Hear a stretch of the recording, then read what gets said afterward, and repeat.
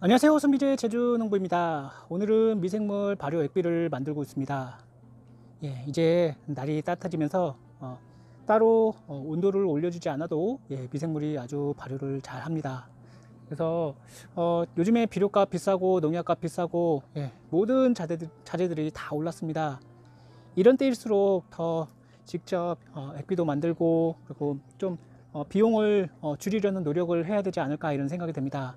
그래서 오늘은 좀 새로운 방식으로 새로운 자재를 또 투입을 해서 고추에 이제 들어가는 고추, 가지, 토마토 그리고 여러 작물에 쓸 수 있는 그런 액비들을 만들어 보도록 하겠습니다. 특히 고추는 낙과가 되지 않아야 되고 그다음에 발근이 잘 돼야 되고 연속 착과가 잘 돼야 되잖아요. 오이나 그리고 가지도 마찬가지입니다. 그래서 오늘은 요즘에 이제 해저 추출물 많이 말씀하시잖아요. 하지만 너무 비쌉니다. 그런 해저 추출물 너무 비싸니까 이렇게만 하시면은 굉장히 저렴하게 한 번에 한 번 이제 만드실 때 해저 추출물 1,000원도 들지도 않아요. 800원대로 굉장히 저렴합니다. 낙가도 되지도 않고 그다음에 이제 과일도 크고 그다음에 고추, 가지, 토마토 그리고 오이도 마찬가지로 커야지 좋잖아요. 크고 아주 건강한 그런 작물을 키우실 수 있을 거라 생각됩니다. 오늘은 오랜만에 액비 만드는 거 한번 자재와 그리고 어떤 것을 넣으시면은 발효가 잘 되고 그다음에 토양을 건강하게 병해충 없이 하실 수 있는지 토양을 좀 더 유해균이 아닌 좋은 균으로 발효시키는 방법에 대해서 이야기해 보도록 하겠습니다. 오늘은 액비 발효 1일 차입니다. 어떻게 보면은 하루도 되지 않았습니다. 어저께 이제 이 공기방울을 이제 투입을 하고 비료를 투입하고 이제 여러 가지 자재들을 넣은 요 간약 다리망을 넣었는데요. 오늘 보니까 거의 다 많이 녹았습니다. 그리고 거품도 많이 납니다. 이 액비를 만드실 때 거품이 나야 돼요. 거품이 나야지 이게 발효가 잘 되는 것입니다. 지금은 색깔이 좀 검을 텐데 내일 정도 되면은 더 발효가 잘 돼서 한 이틀이나 3일 정도만 이렇게 호기 발효를 하시면은 밭에다가 뿌리실 수 있을 것 같습니다. 오늘은 이제 비료를 이용해서 저렴하게 액비를 만드는 방법 한번 다시 이야기 드리도록 하겠습니다. 올해는 처음이고요. 올해는 이런 자재들을 쓸 것입니다. 좀 많긴 하지만 잘만 생각하시고 그 다음에 비율을 잘 생각하시고 그리고 작물에 따라 시기에 따라 넣는 비료가 좀 다르잖아요. 그리고 결핍 증상이 나타날 때 이런 것들을 넣어 주시면은 쉽게 해결을 하실 수가 있습니다. 자, 여기 보세요. 요거는 관주형 야라 레가라는 비료입니다. 고추, 가지, 토마토에 이제 전반기에 줄 수 있는 제가 전반기에 주려고 하는 그런 비료고요. 질소 인산 가리가 골고루 들어가 있고요. 요거에다가 이번에는 해조 추출물을 넣어 줄 것입니다. 요 해조 추출물을 넣으면 좋은 이유가 바로 뿌리가 발근이 잘 되고 낙과가 되지 않고 그다음에 과일을 채소를 두껍고 크게 만드실 수가 있습니다. 하지만 해조 추출물을 쓰시려고 해도 너무 비싸죠. 그런 것들을 좀 저렴하게 할 수 있는 방법이 이렇게 분말로 된 해조 추출물을 쓰시면 좋습니다. 아스코필름 노도섬이라는 것이 들어가 있는데요. 그래서 오늘은 이것을 좀 투입을 해서 할 거고요. 그 다음에 여기에는 황산 고토 마그네슘과 그리고 붕산 비료, 그 다음에 밀양요소 비료, 그 다음에 가리를 조금 더 추가해서 주도록 하겠습니다. 그리고 제일 중요한 게 바로 미생물입니다. 퇴비를 넣으면 퇴비차가 되는 거고요. 막걸리를 넣으면 막걸리 발효 액비가 되고요. 그리고 어떤 미생물을 넣느냐에 따라서 미생물의 그 발효 정도가 좀 다르고요. 냄새도 조금씩 다릅니다. 그리고 오늘은 요 미생물을 넣을 거예요. 여기는 고초균과 뭐 광합성균 각종 토양에 좋은 미생물이 많이 들어가 있습니다. 그래서 오늘은 발효제를 요것을 이용을 할 것인데요. 여기에 보시면은 가루 형태로 되어 있습니다. 그래서 투입하기도 굉장히 쉽고 요거는 EM입니다. 만약에 EM을 밭에다가 요 1리터짜리를 뿌린다고 하시면은 요 정도의 효과를 보실 수가 있습니다.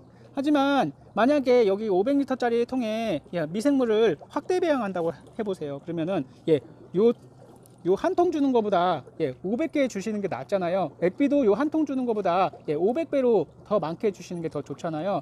그런 효과라고 보시면 되겠습니다. 따라서 요것을 좋은 미생물을 확대 배양해서 이제 밭에다가 뿌려주시면은 미생물도 이제 밭에 들어가서 아무래도 우정을 할 것이고요.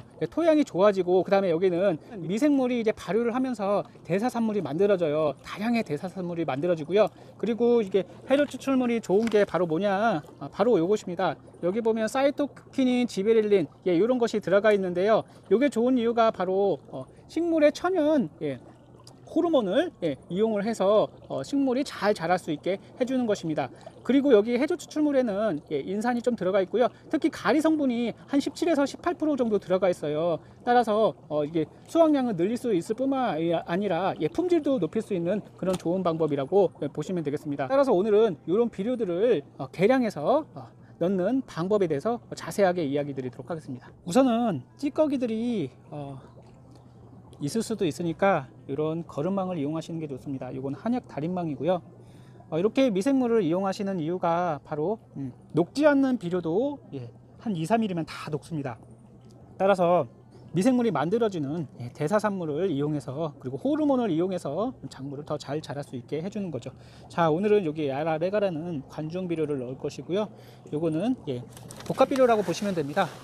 요거 이런 것을 넣으셔도 되고 복합 비료를 넣으셔도 됩니다. 우선은 복합 비료 2.5kg를 넣도록 하겠습니다. 이거는 제 비율이에요. 그러니까 더 낮추셔도 되고 높이셔도 됩니다. 요거는 황산 고토입니다. 마그네슘이죠. 마그네슘은 250g을 넣도록 하겠습니다. 그러니까 복합 비료의 10%를 넣도록 하면 되는 거죠. 250g. 그리고 여기다가 이제 칼륨 성분을 더 주시려면은 입상 황산가리 같은 것을 더 넣어 주셔도 되고요. 황산가리는 한 500g 정도 더 넣어 주셔도 될 것 같습니다.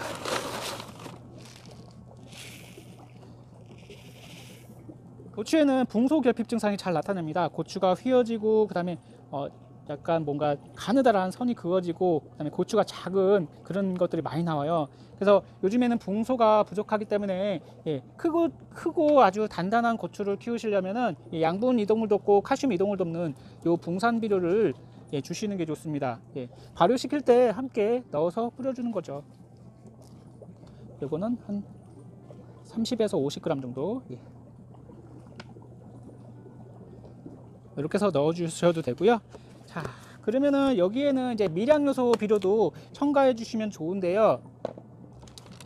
요거를 주시게 되면은 따로 제가 붕산 비료를 넣었는데 붕산 비료를 넣지 않으셔도 됩니다. 여기는 붕소와 각종 미량요소가 다 들어있기 때문에 따로 붕산 비료 안 넣어 주셔도 돼요. 여기는 이제 미량요소 비료도 부족 현상이 나타날 수 있으니까 미량요소 비료도 넣도록 하겠습니다. 이거는 미리근이에요. 한 미리근은 총량의 한 1% 정도 30g만 넣어 주도록 하겠습니다.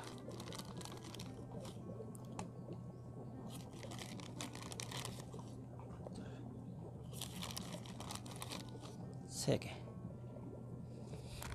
이렇게 넣어 주시고요. 그 다음에 여기에다가는 아까 제가 말씀드린 해조 추출물 파우더 요것을 넣도록 하겠습니다. 물 500리터에 해조 추출물 100g만 넣어 주시면 되고요. 이런 해조 추출물 가루로 된 거 구입하시면은 굉장히 저렴합니다. 요거 20kg짜리 사면은 가격이 무려 1000원 이하로 800원대로 굉장히 저렴해요. 그래서 이런 거 100g 해조 추출물입니다. 이렇게 넣어 주시고요. 해조 추출물. 그 다음에 여기에다가는 이제 가장 중요한 미생물을 넣어야 됩니다. 요거는 음식물 찌꺼기나 아니면은 커피 찌꺼기를 이용한 퇴비를 만들 때 쓰는 아주 좋은 미생물들이 다량으로 들어가 있는 거름이라는 미생물 제제인데요. 요거는 한 50g에서 100g 정도 넣어 주시면 됩니다.